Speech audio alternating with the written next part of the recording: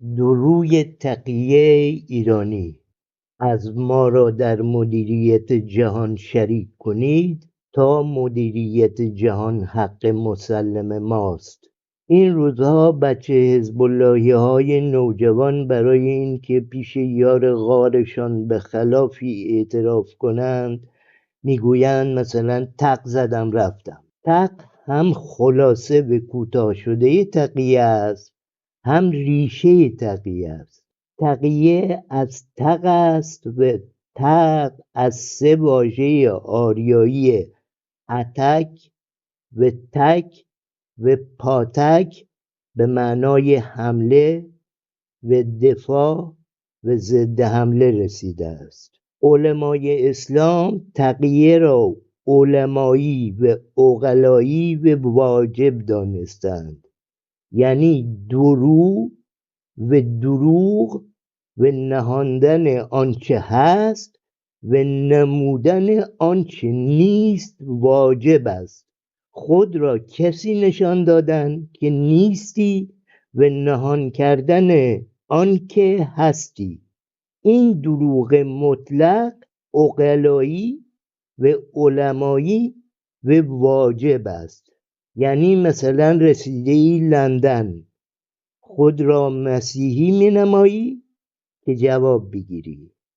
مدتی مؤمن راستین کلیسایی و در همه مراسم دینی حاضری، جواب که گرفتی بر مسیح و کلیسایش میرینی و برمیگردی به سگانه یا دستورالعمل زندگی روزمره مسلمان ها و آماده میشوی برای جهاد و به تسلیم کشاندن آن مسیحی که دست و دل بازانه پناهت داده است. این سگانه: ابلاغ یعنی فریفتن با شرح بهشت، گام دوم انذار یا انذار یعنی تهدید کردن و ترساندن از آتش جهنم، اگر این دو نگرفت گام سوم جهاد است، تا فتح و روزی که جهان همه عالم زیر باور مسلمان باشد. مگر نه این اسیر و اساره و شیره باور مسلمان است که زندگی چیزی نیست جز عقیده و جهاد در راه این عقیده. این باور برای زندگی آرامش میشناسد تا زمانی که تمام عالم تسلیم باور او نشده باشد. جمهوری اسلامی از همان آغاز نظم جهانی و مدیریت امروز جهان را رد کرد و آشکارا گفت ما را در اگر تقیه و شیعه را نشناسی خیال میکنی خواسته است که شریک شود و بخشی از جهان یا بخشی از مدیریت و گردش کاروبار جهان برای او باشد. این یک روی گفته مرد متقی است. اما روی دیگر تقیه این است که شیعه باور دارد که او ولی عالمین است، ولی هر دو عالم است، بر هر دو عالم ولایت دارد. ولایت بر این عالم یا زمین را طاغوت از دستش درآورده است.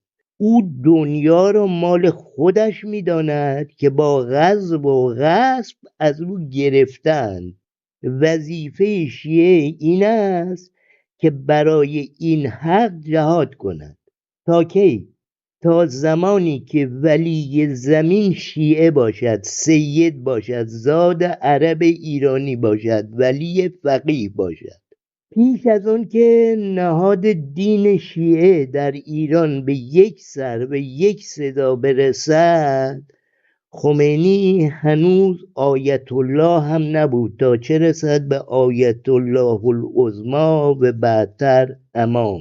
خلاف عرب ها که میونشون امام یعنی پیشوای دین و نماز جماعت و این چیزا، تو ایران امام برای تن زنده به کار نمیرفت. بعد از اومدن همراهان خمینی و آوردن سنت لبنانیا، امام بر خمینی رفت، ولی خمینی جایگاه امام لبنان رو نداشت، خیلی جایگاه خیلی وسیع‌تر و بالاتری رو داشت. اما در ایران همواره امام یعنی اون کسی که نمیبینیش یکی بود، اون یکی هم غایب بود، بقیه هم مرده بودن. در ایران امام 12 تا بود و همه در گورهای آشنا رفته بودند و یکی هم مثل حی لایموت بود، شریک آن زنده نمیر بود. امام برای تن و بدید یعنی برای سر نهاد دین و کسی بر تن به کار نمی رفت. امام شدن خمینی آغاز دور پایانی امامت است، دوری که امام خداست. هیچگاه هیچ امامی از امامهای 12 گانه شیعه بر هیچ ولایتی ولی نبوده است. تنها علی بود که رسما خلیفه بود، اما همو هم برای همه خلیفه نبود و برای بخشی از خلافت می جنگید و جان داد. اگر بود هم نمیتوانست ولی مطلق باشد، نمیتوانست بر تن و بر روان، بر این دنیا و آن دنیای مردم، بر آسمان و زمین مردم ولایت مطلق داشته باشد. ولایت مطلق بر نفس و بر نفس، اگر خواست بفروشد یا اگر خواست نفس گیرد و بکشد، اگر خواست روان هر کس را لعن کند و به جهنم براند. در دور آخر امامت امام خداست، بر هست و نیست و دار و ندار و دنیا و دین و این دنیا و آن دنیای موالی ولایت مطلق دارد. این امام که صاحب دین و دنیا، صاحب روان و تن موالی است، هم شاه است برای گرداندن امورات تن و نان و زمین و این دنیا، هم موبد است برای راهنمایی روان به آسمان و اون دنیا. امام حاکم مطلق است و حکمش مطلق رواست. شاه و موبد بر یک تن شه موبد است، شه موبد هم خداست که دست شاهی و دست موبدیش را یکی کرده و اون یک خداست. تو گیر که خدا رسیده است، چه حقی دارد که امام امروز ایرانی ها ندارد؟ زمانی که خمینی آیت الله هم نبود، از شاه 2 خواست داشت تا بعد از 15 سال ایرانی آباد بسازد. این 2 خواست، یکی به دست گرفتن درآمد اوقاف بود که کار کم سیدان حل باشد و دیگری یک رادیو که اونها بر منبر بروند و لابد کار کله ایرانی ها را بسازند و براند که ایرانی ها کی میتوانند کیرشان را به کار گیرند. بعد خمینی کم کم از آیت اللهی اعظم و قلاده داری بزرگ گذشت و هنوز امام نشده خود به تنهایی یک سر و یک صدای نهاد دین شد و شاه را راند و مملکت شد غنیمت سید که خزانه و اوقاف و بیت المال و هرچه ایران داشت را صاحب شده بود. 10 سال از خواست رد شده اوقاف و رادیوی خمینی نگذشته بود که خمینی صاحب مملکت شد ولی و ایرانی ها شدند مولایش. سیر شد بس گفت سیدها شیره و اساره آز آدمند. سید تا به ولایت بر هر 2 عالم نرسیده باشد در جهاد لازم است و زمین روی آسایش نخواهد دید. خمینی وقتی که هنوز امام نشده بود اوقاف و یک رادیو میخواست. اینها هیچ. ایران را که گرفت ولایت بر شیعه ها را طلب کرد. به شیعه ها که رسید ولایت بر همه مسلمان ها را خواست و گفت امام امت مسلمانم، سنی و شیعه نداریم که. این را اگر گرفته بود ولایت بر همه زمین را میخواست، ولایت بر هر چه بر زمین نفس میکشد، کل این عالم را که گرفته بود و همه زمین را مال خودش کرده بود، شاید نفس راحتی میکشید، اما خیلی زود مولایش الله را پیش میخواند تا کلید عالم دیگر را به او بدهد. تو گیر که ولایت بر این هر دو عالم را به سید دادند. به سید بداند که انگار خدا دنیای سومی هم دارد. او میخواهد نشانش دهی. بعد که دید میخواهد سری به اون عالم بزند. به اون عالم که رسید می نشیند و تو دیگر نمیتوانی بیرونش کنی. آز بن ندارد و سیدها سر آز آدمند. به پل سر عاد که رسیدند هم لابد سوپر دونر آیلان را میخواهند که ریق آخر آرق بزنند و ببینند که آب بابای نیایشان آدم است. این حق ولایت بر همه عالم را کی به شیعه وعده داده است؟ بابایشون علی. همین علی خدای آنها که هست هیچ، ولی الله هم هست و بر الله هم ولایت دارد. الله مولای علی است.